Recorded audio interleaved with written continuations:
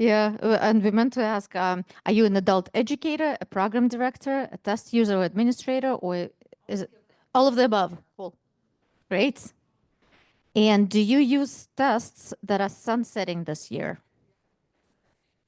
Okay. Okay, wonderful. And what is your biggest concern when it comes to test disposal? And in case you can't read it, it says test security, compliance with regulations, resource availability, and or lack of clear procedures.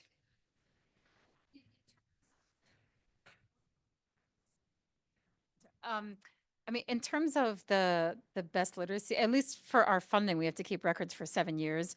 So with the best literacy test, we're still holding on to them, even if we're not using the test because we have to keep those records. But we also have, I'll be honest with you, tons of unused best literacy tests. And we were actually just discussing this the other day, like, do you want them back? Like, what should we do with them? You know, it's really hard to gauge how many best plus tests we needed because just this fiscal, actually just this semester, we got a new grant and we had to add 10 extra classes. And so we actually had to add tests. We have all these new teachers. And so it was the last thing we were expecting to have to add new 2.0 tests at this point. But we're pretty sure we're going to be left with ones unused. Yeah, so we're just sort of like a protocol situation. Like, what do we do with these? Just like let them lie fallow, or are they going to be exchanged, like credited for 3.0 administrations? Okay. Thank you. Yeah, I'll answer your question right away. So the test publishers really differ in their policies on what they advise their customers to do with the expired tests. I can tell you that the Center for Applied Linguistics, we do not require you to send the old tests back. It is basically up to your discretion what you do with them, as long as you don't violate any policies that are written in there. But unfortunately, we do not provide credit and no refunds. So that's the policy that we have to stick with. Unfortunately, due to our nonprofit status, that's the policy. But on the bright side, neither do we dictate what you have to do with the expired assessments. Thank you.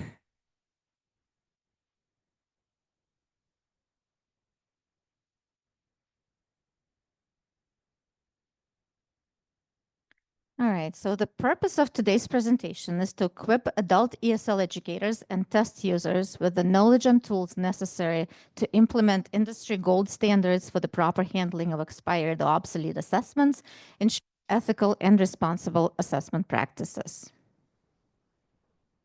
There are several objectives for today's workshops, and they include navigating the assessment guidance available on the NRS website, identifying best practices for handling expired assessments, locating and consulting relevant guidelines for ethical assessment practices, applying insights from real-world practitioner experiences, and exercising professional judgment in managing outdated assessments. The plan for today's presentation is the following. First, I'll share the purpose, which I just did with you, and objectives. Then Amaya will tell us a bit about the background and the context for this work. And then we'll move on to the recommendations. And recommendations will include consulting test publisher for guidance, then consulting state assessment policy and your colleagues, and then consulting professional guidelines and standards that we will share with you. And then we will go over the best practices for test disposal and Q&A. So I'll let Amaya talk to us about the background and context. Thank you, Anna. So,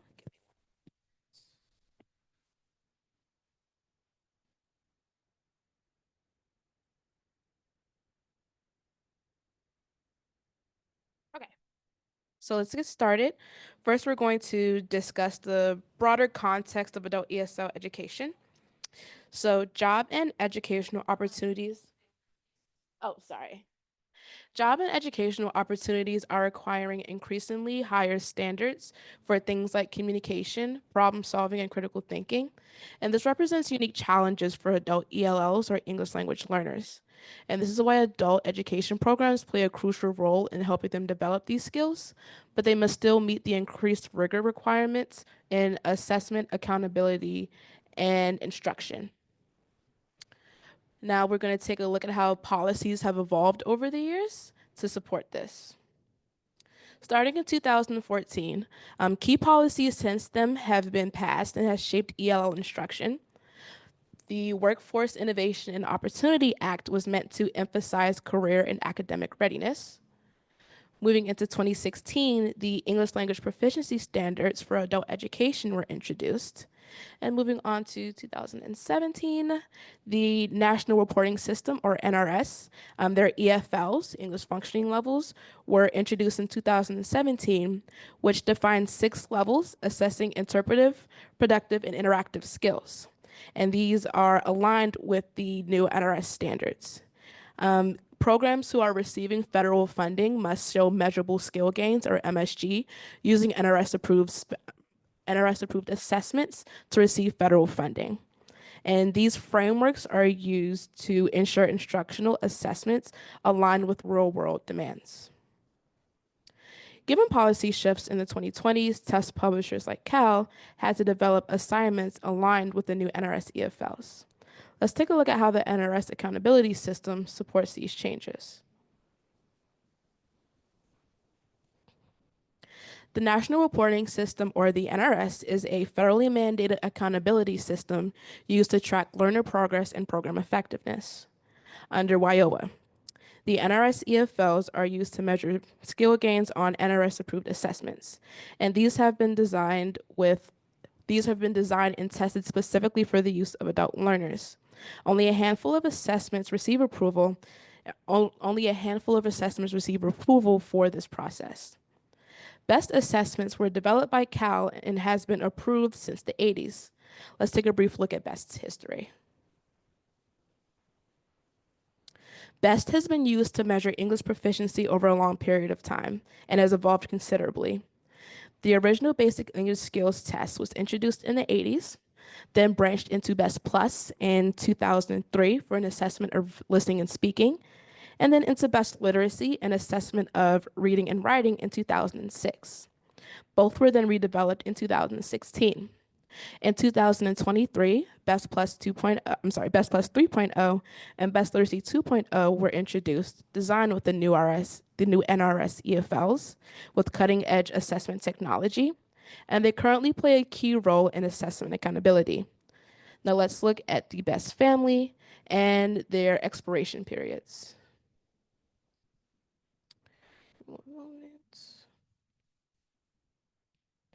The BEST assessment family includes multiple tools designed to measure different aspects of English proficiency. This slide shows the approval period set for each exam by OCTAE. BEST Literacy and BEST Plus 2.0 are approved through June 30th, 2025, and BEST Literacy 2.0 and BEST Plus 3.0 are approved through June 30th, 2031. NRS approval periods are posted on their website and are shared with stakeholders regularly. Let's take a look at where we can find this information.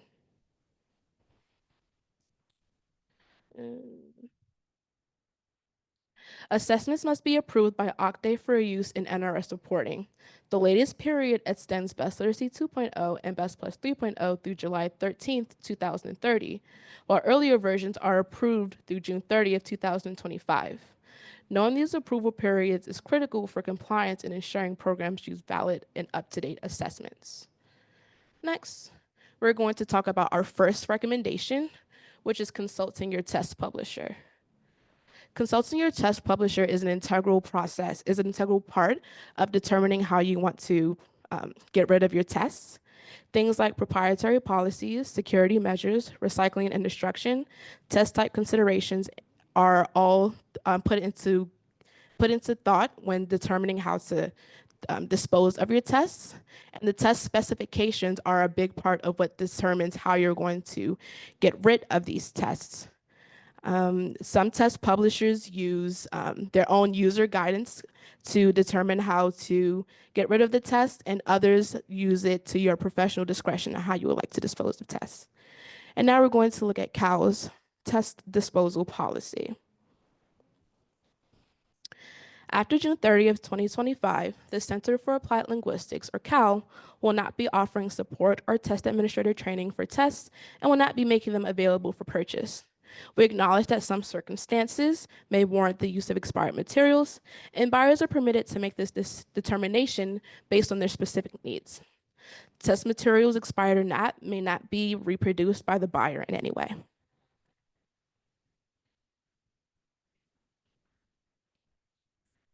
I'm sorry, can you?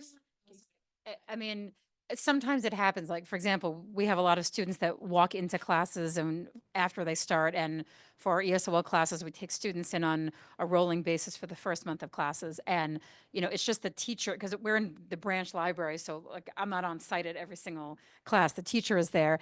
And if the teacher has room in the class, we tell the teacher, do an intake, test the student, and if they're the right level, they can stay. But obviously, if they're teaching an intermediate level class and someone speaks no English, they're obviously not going to test that way, and vice versa. But sometimes someone walks into your class and you're like, oh, this could kind of go either way, I'm not sure. And so what I usually do is I say to them, where are you from? Where do you live now? How long have you lived in the United States? Like, I just sort of authentically give them the locator. So are you suggesting that we could use that for like sort of a, authentic assessment, but not for reporting purposes? If we still have them left over on the computers, just use that to sort of gauge whether or not they should be in the class and then formally assessed on the 3.0? Is that, I'm just curious what you mean that some circumstances may warrant the use of the expired tests.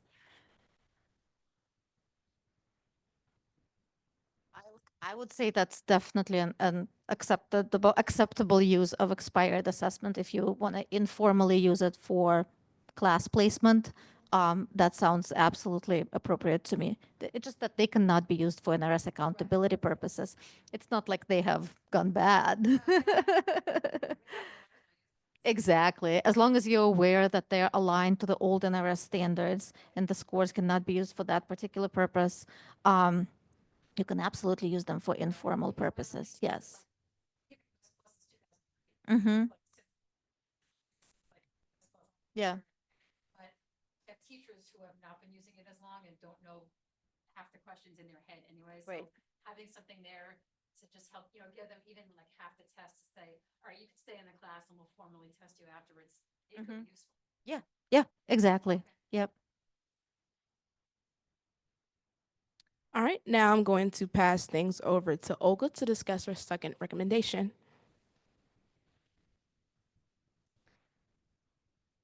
Thank you, Amaya.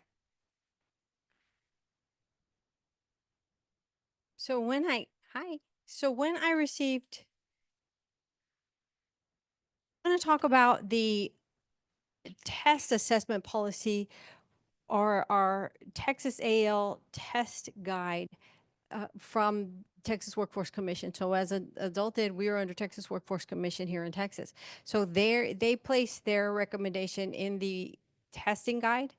And their policy states that disposal of test materials that have become defaced or unusable should be in accordance with the test publisher's guidelines. So they're always going to refer programs to the test publisher and ask that, go based on those guidelines. So that's what the state does. So what I did was, and based on a recommendation, I asked some of the programs around the state that are using the best products or best plus and best literacy, what are you going to do, or what have you done, since this is the second time that we're transitioning to a new test? And so I asked 4 programs, and the first one said that they were going to provide well, they provided me with the written statement from Cal dated July, I can't see the date there. It was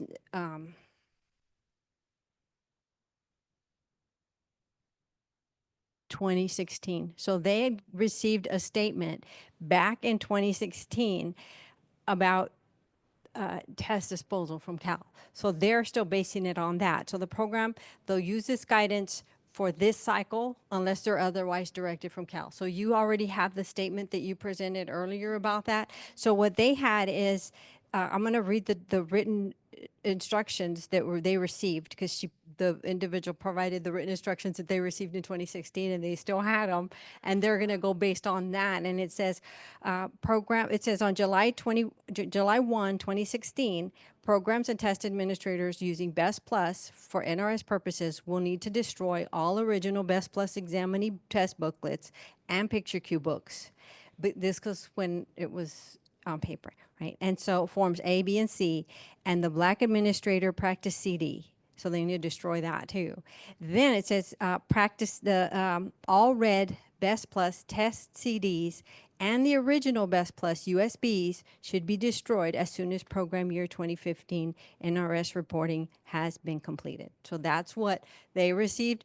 This was, it's very dated because it talks about those other items, the CDs and the, right, and the USB. So what they did is they destroyed based on the guidance that they received, right? So following this directive, they shredded all unused paper test administrations and they destroyed all related software.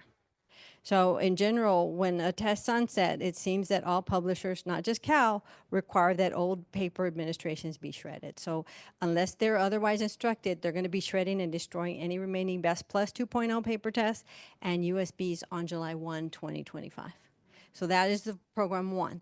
Program 2 said they'll be destroyed or passed on to a literacy organization in the area. They said the only paper test we use is the Best Literacy. So most likely any excess copies will be either destroyed or if a valid unofficial use can be made, then they'll be repurposed. So possible unofficial uses are providing the copies to literacy councils because they still utilize the test even though they don't report to NRS because they are like nonprofit literacy organizations throughout the state. So we contact the literacy organizations to see if they need the assessments after that because they can use them for placement for their students.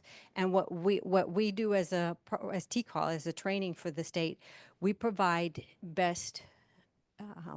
both for literacy and Best Plus, we provide training for the program. So many of our literacy programs that are using the Best Test already, they have been trained by our staff, our trainers, to administer that test appropriately. So program 3, they said they'll be donating the test to a literacy organization for use with their students. And like I said, various literacy organizations throughout the state are already trained to provide that exam.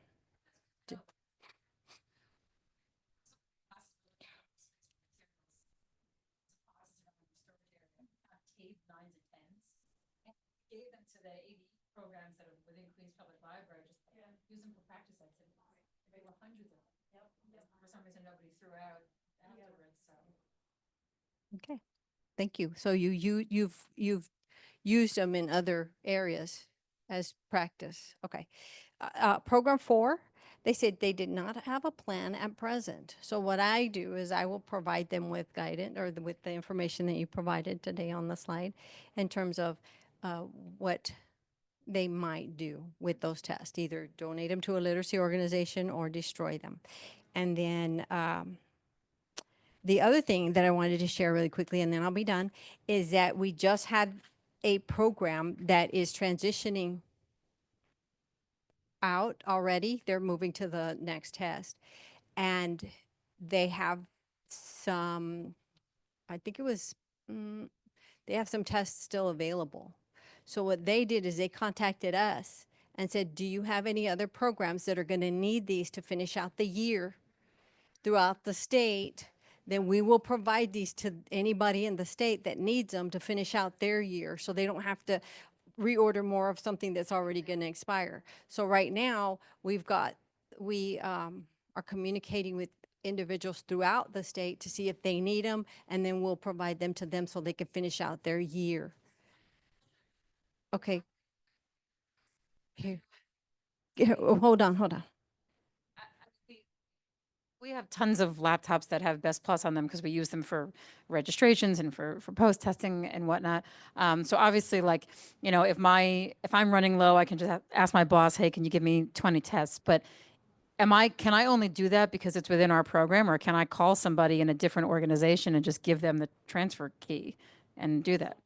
So it's not just that this is going to work because it's within my program. It doesn't seem that way. So, okay, so that's good to know. So there might be people who still need it for post-testing in June because we're done with post-testing by the end of May because our semester ends mid-May. So we might still have some tests for programs that are ending at the end of the fiscal year. Okay, so that's good to know. Okay. Computers aren't necessarily all connected to a network. They all work pretty individually. So you don't have to worry about some interconnections that would stop you from transferring them that way. Exactly. Yeah. That's what I was thinking. Not gonna be able to do it with this new version. Yeah. Plus 2.0, yeah. But anything right now, they'll be able to share, right? So that's what I've heard from some of the programs that are using it um, about that. So there are various ones, but like I said, anyone that doesn't have a plan, I'll be sure to make the CAL recommendation. The most current one, not the one from 2016, because that's a little outdated. But still, we always recommend that they go to the publishers for guidance on how they want the old test uh, treated. So that's all I have, and we'll go ahead and move on to not moving.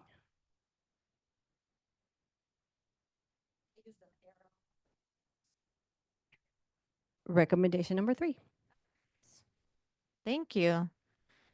Yeah, so clearly even not only the recommendations from different test publishers vary, but even the same test publisher may give a different recommendation from one time to another.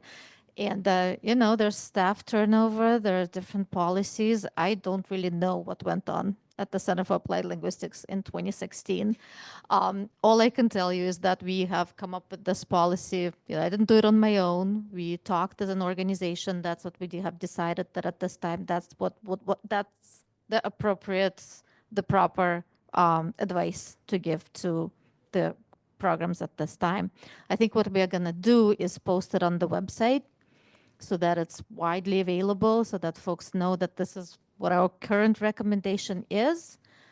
And I think it gives more freedom to folks, which is generally, I think, a good idea, so that those expired tests can be used for a good purpose, if that's still an option. Okay. So recommendation 3 is consult professional standards. I'll talk about them in just a minute, but first I had a bit of an interactive activity, the myth of fact. Matilda, if you want to participate, you're very welcome to, because you haven't seen that before, have you? Yeah. So what do you think? And it's totally okay to be wrong about that. And all of that information will be in the guidelines, and I'll talk about it.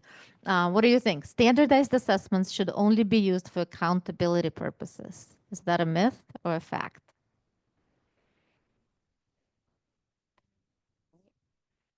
I would say in terms of what I just talked about, it's a myth because we provide them to the literacy organizations and they utilize them for the same purpose, but because they can, because they're not under NRS standards, right? Does anybody think it's a fact? No. It's a myth. You're absolutely correct. There are usually a lot of uses for a standardized assessment. So standardization is just a way of test development, and it can be used for a variety of purposes other than accountability. What about this one? State policy has no bearing on how programs should use assessments.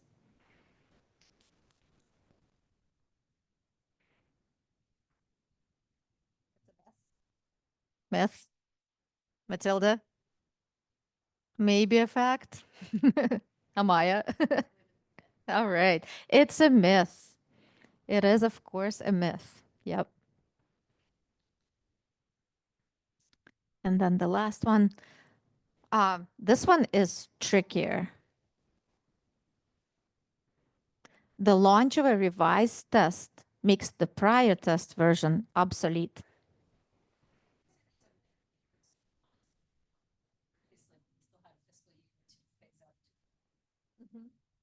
Yep, that's a very good example. Yep. And even if we didn't have the previous version active at the same time, oh, come on.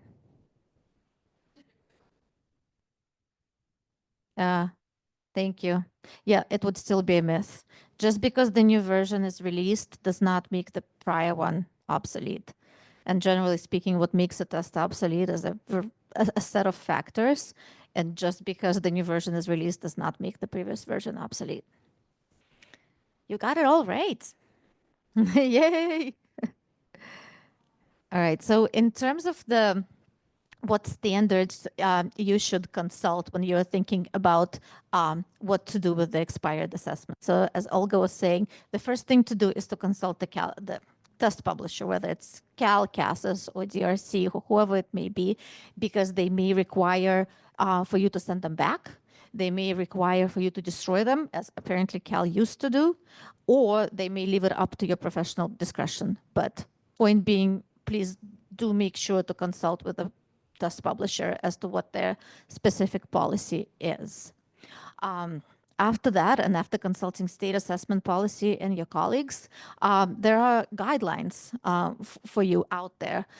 There are NRS state assessment policy guidelines and also the technical assistance guide for the accountability under the WIOA. I searched these two documents pretty carefully, and I have not found anything in there about the usage of expired assessments specifically. But those guidelines are continuously updated. So there may be something about them in the future. And I think it's just important to know that those guidelines are out there and they are the authoritative,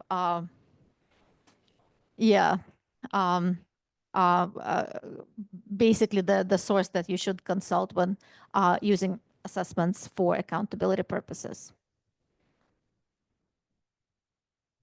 The International Test Commission. So this is the organization that I swear I have no affiliation with and never have, but I am a lifetime fan. I think they come up with just really good recommendations, and they have been for a while. And, you know, we searched far and wide when we were trying to look for some guidelines on test disposal, and that is the best source that we have found. It was published back in 2015. It's called Guidelines for Practitioner Use of Test Revisions, Obsolete Tests, and Test Disposal. And again, published by International Test Commission back in 2015. So for brevity, I will just refer to them as the ITC guidelines. And they provide comprehensive guidance on the appropriate use, revision, and disposal of psychological and educational tests. So they're not specific to adult ed or ESL field, but nonetheless, they apply. And I think they are a very good set of guidelines, especially for practitioners to use. As guidelines, they may not give you all the answers, but they will help you ask the right questions. So they stress the importance of exercising sound professional judgment on a case-by-case basis and address practical, applied, professional and psychometric issues to help inform professional judgment. They are brief and very readable. They're only about 17 pages long. And the ITC guidelines touch upon the following key considerations. Basic principles for test selection, so that outlines fundamental criteria for choosing the appropriate tests. They go over some of the practical issues, addressing logistical and practical consideration in test selection and use. Psychometric issues, so they touch upon statistical and measurement concerns related to test quality. They go over the research issues, discussing considerations for using tests in research contexts. By the way, if there is a research study and somebody is interested in using expired assessments, that may be the appropriate usage for them if it meets the needs of a particular research study. And when the test is obsolete, so the guidelines help determine and define criteria for test obsolescence. And then they go over the methods to dispose of tests. So collectively, the sections provide practitioners with detailed guidance on selecting, updating, and disposing of tests in a manner that upholds ethical standards and ensures the validity and reliability of assessments.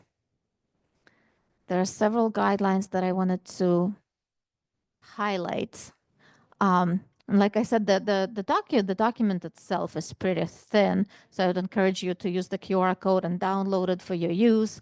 But just wanted to highlight several guidelines that are specifically relevant for our topic at hand.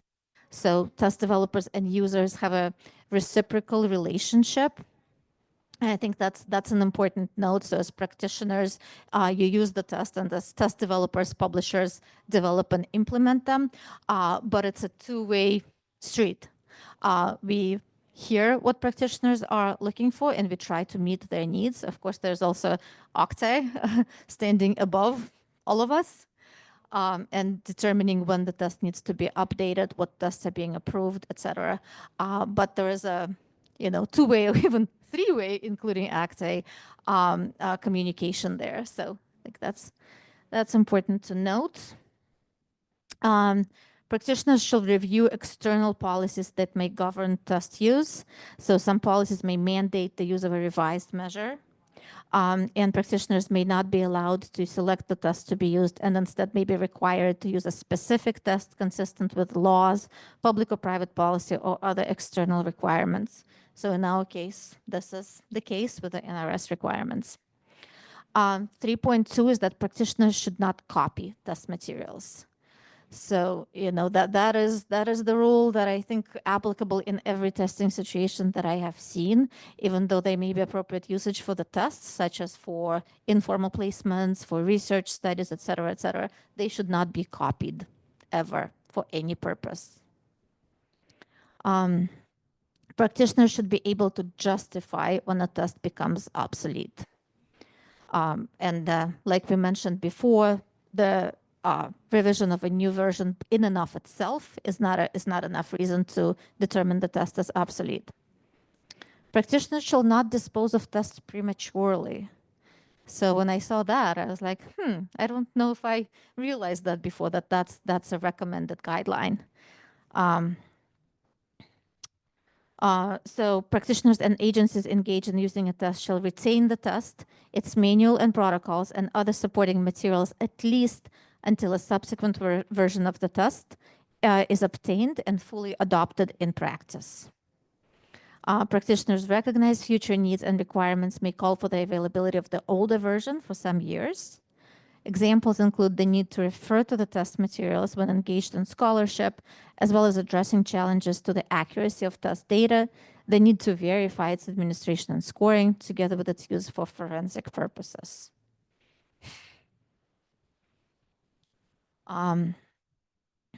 Yeah, and the last one is that practitioners shall dispose of tests properly to maintain test security.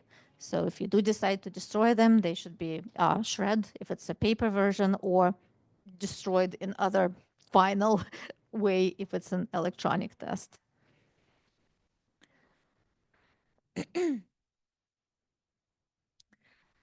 The NCME standards. So these are the standards for educational and psychological testing. And unlike the ITC guidelines, those are not very readable. It's a comprehensive guide developed collaboratively by the following three prominent professional organizations: American Educational Research Association, ARA, American Psychological Association, or APA, and the National Council of Measurement in Education, or NCME. So these are the three giants that have been getting together and putting together these standards. This book is pretty thick, and it's, I've been in the field for like 20 years at this point, and it's not something that I know nearly by heart. So I go back to it, and I have to look it up and reference it, but it's not imprinted in my memory at all, because I think it would be impossible to become so familiar with the standards. But nonetheless, they are like the authoritative guidelines for anything related to testing in general. So for anybody working with assessments, this is like the Bible. It was first published in 1966, periodically updated. The latest edition is from 2014. I know that folks are working on the new version right now. So the new one is going to come out soon. I bet it's going to talk a lot about AI.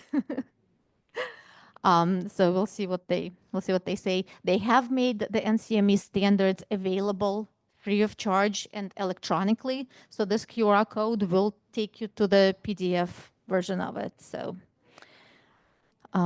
if you want to refer to them, you absolutely can. I wanted to highlight just two sections that are specifically relevant for us, the rights and responsibilities of test users, and section 13, uses of tests for program evaluation, policy studies, and accountability.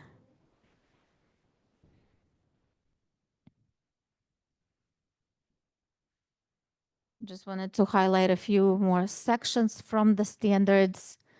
That 9.21, that test users have the responsibility to protect the security of tests, including that of previous editions. So even though you may not have use for them anymore, it's no reason to just kind of have them lying around for anybody to use for whatever purpose. It should still be a conscious and responsible decision. 9.22 is that test users have the responsibility to respect test copyrights, including copyrights of tests that are administered via electronic devices. And 13.2, when change or gain scores are used, the procedures for constructing the scores should be reported, and the time periods between test administrations should be reported, and care should be taken to avoid practice effects.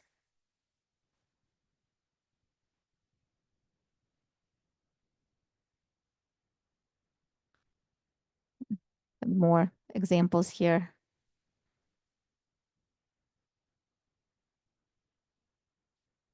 Okay. And now for the best practices for test disposal. So when somebody tells you that you must destroy it, or what actually best practices when you determine that the test is obsolete, or you're thinking that it might be, what are we going to do first? Consult the test publisher. And I would suggest consulting it again. If the last time you consulted them was in 2016, see if the policies have changed. Number two, consult state assessment policy, local program policy, industry guidelines.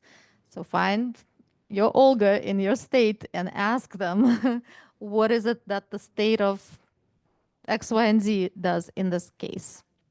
Number three, use professional shredding services for large volume of print-based materials if you decide to destroy them. The disposal of physical digital media, physically shred using a dedicated CD shredder or scratch the surface. USB drives, there's specific software that can be used just for that purpose. Or if the publisher requires that, we can return to the publisher.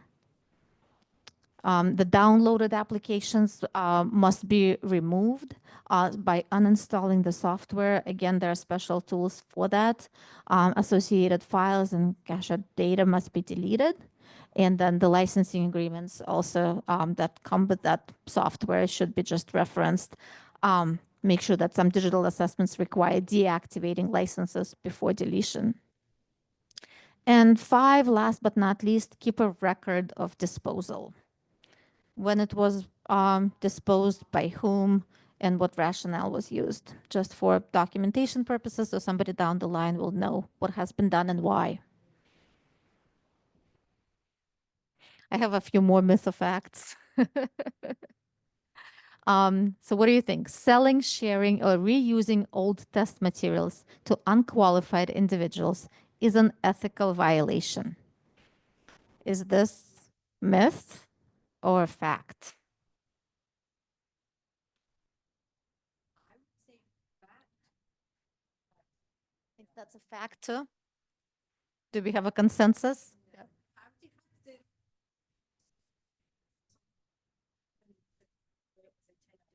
Mm-hmm. Yep, yep, yep, absolutely. We in agreement? I see folks nodding. Yes, it is a fact. You get a point.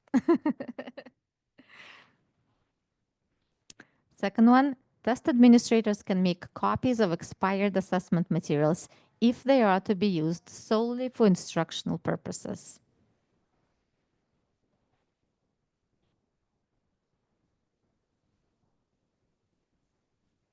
Myth, but not. Yep.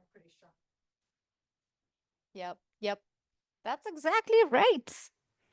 I think we have met the objectives of this workshop. It is absolutely a myth. So no copying of test materials is allowed at all, ever, for any purpose. All right, and that brings me to the end of the presentation. Thank you so much for coming. I really mean it more than ever. If there are any questions, I'll be happy to take them. Mm-hmm. Yeah, very glad to hear that. I mean, probably already plan to do this is to send out that statement and then Mhm. in your email that you send out to me. The newsletter. Yeah. I'll take that and I'll put it in our community of practice for our testing. Mm-hmm. And I'll send it out on our listserv so that we can get it out there to everybody. Okay. In the state. Yep.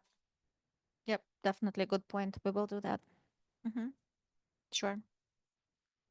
Thanks. Can I ask a Yeah. question about? Yes. Can I ask a question about the new assessments that are not about test disposal?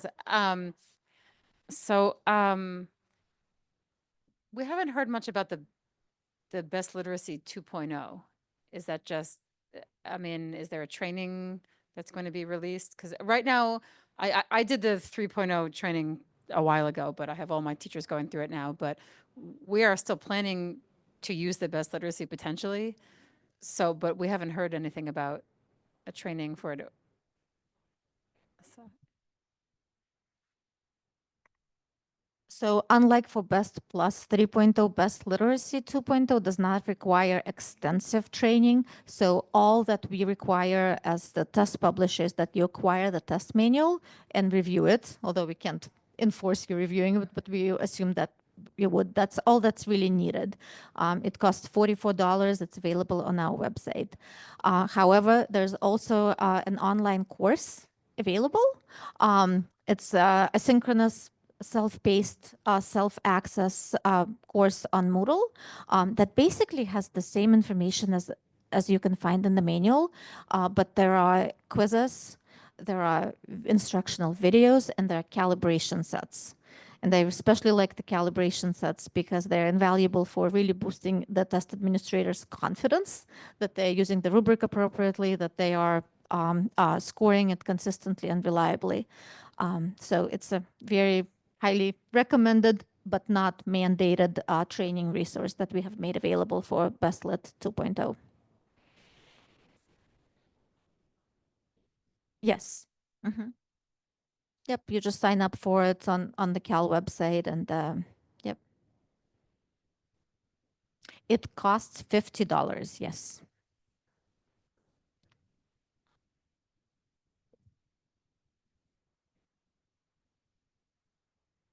Be happy to answer any other questions you may have. Teachers. Mm-hmm. We have a lot of teachers that are not that tech savvy. Mm-hmm. There have been some tech issues on the other end because Yeah. a lot of people they completed it, they're not getting the certificate, but you guys have been great at responding to them right away. So when the teachers are forwarding us emails saying, Cal said I completed it, I just can't get the certificate, we're like, okay, you did. Mhm. But the teachers that are not as tech savvy are kind of freaking out about this a little bit. So, I mean, we're anticipating having to do some in-house training, like norming sessions, and we were thinking of, before the end of this fiscal year, just taking some students and pilot testing, like on our own end, just sort of trying it out Mm-hmm. with them. Yeah. But just because we don't want to just start cold, because our Forgot to new, give you the mic again. I'm sorry. no, it's okay. Our new semester is going to be in the fall, in September. And normally what we do with the Best Plus test is if they finish classes in the spring, and our spring semester always ends in May, their post-test will roll over and become their pre-test for the fall, but we have to retest everybody now. So we thought it might be helpful to maybe test some current students that we have so we could try it out, but then we're sort of wasting the tests. Like we didn't know if there was a way to because we've all seen the trainings that there's a way like to pilot this with real students. I mean, the practice test is available. And we also were thinking like, we were curious to look at calibration, like somebody that we just post tested in this class, and then they came out at, NRS level 5. And then we used the new test. We're just curious what that would look like, side by side in a way. But we're just looking for a way that we can practice, because even when we send new teachers to go for the initial training for the 2.0, we do extensive practice with them after they finish the training. So they come to us, we do practice testing with them, and we had them shadow other teachers. So there's a lot of practice before they actually give the test for the first time. So we're not going to have that ability with this new test. So, and it's, I know a lot of the teachers are really having a hard time with the meaning and development. Like, it's really just because the problem is that, and these are some discussions we've had back and forth, that, if they're scoring low in the meaning and development, sometimes they're also scoring very low on the listening comprehension, but it's not necessarily the case. Like, sometimes they understand what's expected of them, but they don't have the academic language to answer it in the way that would give them a high score. And the teacher's like, I'm just going to give them a 0, but that's not the case, right? Or give them a 1, like, oh, they didn't really understand, so we're trying to find ways to, can we use the practice version, like, what I'm saying? Because we want to make sure everyone's on the same page, because once we begin in the fall, we have 49 classes. So, and we have teachers that help out at the registrations, and it's hard enough sometimes with the 2.0. Like, sometimes we have a registration for a beginning level class, and we have, like 3 or 4 teachers that test at that registration. And then the teacher for that class will get a roster with the scores of all the students, and then they'll have maybe 3 or 4 students sometimes, and they're like, this student is definitely not beginning level. What are they doing in my class? And the first thing we look at is who pre-tested that student, right? Let's take a look at what happened here. Or sometimes there's a student that pre-tested and by a very good seasoned tester and, was put in the class. Maybe they're tested NRS level 1, and then the teacher is post-testing a whole bunch of students at level 5. Now, it could happen, but sometimes they're post-testing them way too high, and we're like, well, let's look at a trend. So that's a concern already with the 2.0 that everyone's been giving for years, and we're just trying to see how can we, like, what kind of norming sessions can we have without actually wasting new administrations? Like, that's the big concern for us now with the implementation. Let me ask you a question. Do you run local test administrator workshops where there's a master trainer that comes in and trains test administrators? Is that something you do in your state? You do refreshers. Mm-hmm.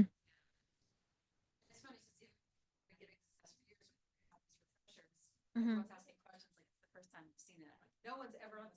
Yeah, yeah.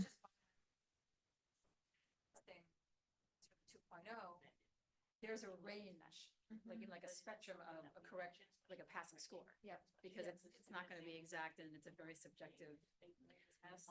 Well, yeah, but then that's why there are rubrics in place, and we do have the calibration sets, and the idea is that, different scores should be pretty close to one another. They shouldn't vary like dramatically. Yeah. That's the idea behind it. Did you want to say something? Did you want to say something? We were discussing how sometimes when a teacher is testing a student that they work with a lot, they tend to score them a little higher, as if they're like giving them the benefit of the doubt for their answers, because they know what they want to say and they know what they mean, so they're not being quite as objective about it. And me and Olga were just talking about having people who don't teach them to test them to make it a little more consistent.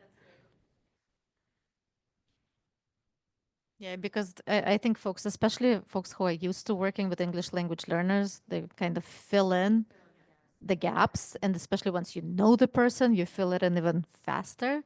So yeah, that's a good idea. Maybe having not a teacher, but a different teacher be a test administrator. Yeah. In our presentation yesterday, we discussed taking off your teacher hat and putting on your test administrator hat. Yeah, if you can do that. Yeah, which is we think is a very important. Yeah, we say that's a characteristic a good test administrator should be able to have. Absolutely. I was at your session yesterday because I was presenting at the same time. But so do you have like authentic feedback like from people who've been giving the test as to how long it is taking to test students who reach those higher like the meaning and development section? Like, is it taking a half hour per student? Is there, because right now we're trying to already plan for the fall and because so we're a library system, right? And so we have classes in the branch libraries, and so we don't have a school with our own dedicated classrooms or site. We work with the library branch managers, and they say, okay, we're going to give you, you know, the classroom on it's a meeting room, right? Because they have other library programs there. So they say, well, we'll give you the room for, you know, this day and this day, this many hours a week, and that's when your class is going to be. So we also book rooms for those rooms for registrations, and usually we do 3-hour registrations for each class, and that is usually enough with the intake and all of the testing. But especially for intermediate level classes, we're like, do we need a 4 or 5-hour registration? What if we have, because we let in 40 people to every registration, and you know they don't all turn out that level, you know, but let's say 60-70% of them do. I don't think 3 hours is going to be enough if some of them are high level. So I don't know if you actually have any authentic no, yeah. We haven't received like a whole bunch of, but little bits and pieces. We've found that teachers are saying that their students aren't scoring as high as they did on Best Plus 2.0 as they did on Best Plus 3.0 because of the difference in the standards. So those students who were getting like a 5 or a 6, they may not get that on Best Plus 3.0, so their tests might not be as long. That doesn't mean they're not testing as well. It just means that the standards with the increased rigor, it makes it a little harder for them to get to that point.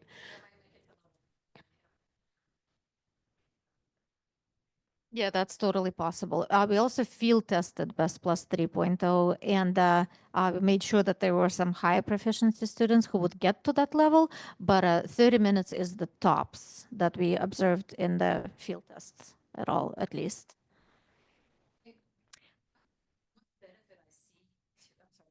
One benefit I see to the test matching this increased rigor is that really the funding really is supposed to go to the students at the lowest levels, or and not the high level students. So we have 49 classes, but only 2 of them are advanced level classes. And those are people who tested out on Best Plus, and then we gave them Best Literacy, and they tested within the range of Best Literacy, so we keep them. But having gone through the 3.0 training, I was saying to my supervisor, I am sure that at least half of those people that we led into our advanced level classes would be maybe like a level 5 on the 3.0. So I don't know that we're necessarily going to have advanced level classes, but we might have like low intermediate and high intermediate, like a level 5-6 class or like a level 6 class, and where that is a positive is that we have to kick people out of our programs. And there's often a gap between when we say, well, actually you're advanced ESOL and they want to go to community college, and the gap is so big that which is probably one of the reasons for the increased rigor, that there isn't going to be that much of a gap if they want to go to higher education or the workforce. So I feel like we'll be able to retain students longer under the umbrella of ESOL. So that is the one huge positive that I see to this. Yeah. Yeah. Because we often have to kick people out and say, you're too high for ESOL. And because as you're saying, it seems like a lot of people are not going to get to the high levels, not because they're not high level, just where they are now is considered a lower level because the standards are so high. Yeah. Have you seen the higher level items on Best Plus 3.0, that part B? I did the training, and some of these people were like, oh, we don't have students like this. You know, we were saying that we very rarely get students like this. And when we do, we send them to our advanced classes and we give them the best literacy. And a lot of the times the best literacy is too easy for them. Like some of them are just, you know, they're already going to community college and they just, you know, they feel like they need a little bit of extra practice on their speaking or something. So, but I mean, the students who want the advanced level, like advanced level classes, that would be looking at someone who tests out on the new 3.0. We were discussing in our program, it just doesn't seem that they should be the focus of this program, right? Like we should send them to the community colleges or something like that. And in New York City, we have, it's like you can't compare it to anywhere else, really. So many immigrants, so many people coming, and you know, in the last like year and a half, mostly low beginners, tons and tons and tons of low beginners. So they'll probably be retained under ESOL for a long time. Like we could keep some of these people in our program for years, and they'll probably never test out, you know, at least before they stop coming. But my concern is also just for the teachers, because we don't want them to score too high, especially because scoring high on this test means that you're functioning at a level way beyond what you're functioning at now. And that's, you know, and then if we're placing people in classes based on that, you don't want someone who's really what's currently a level like 4 to end up in a high level class. So my concern is really just about the norming of the teachers. Like that's, and figuring out, I mean, we have like 35 teachers, so it's a lot of people to get on the same page. Turnover too, yeah. And then people who, new teachers who recently got trained on Best Plus 2.0. And then we have new teachers who like, we just hired in the last few months, and they were never trained on Best Plus 2.0, and now they can't be. So we sent them to, you know, we told them to do the 3.0. And the teachers who at least went to a 2.0 training are finding it a lot easier. You know, especially those initial sections, which you could sort of skip over if you shouldn't, but I mean, you know, it's review for a lot of people. But I think for the teachers who are new to this, they're just like, it's overwhelming. Yeah. And so I know I'm not really looking for an answer. I'm just stating my frustration. Right. No, no. Yeah, and those are very valid concerns. Absolutely. And we are going to reintroduce the workshops. So if you find those helpful, you know, by the fall, we should reintroduce them again, and we'll just see how much interest there's out there in them. You know, the online course is going to remain available at a fee. So you have until the end of April 30th to take it for free, and it's going to remain available, but we're going to have to start charging a fee for it. But in case that's just not enough, that self-access course, we will reintroduce the workshops. Yeah. Thank you. Yeah.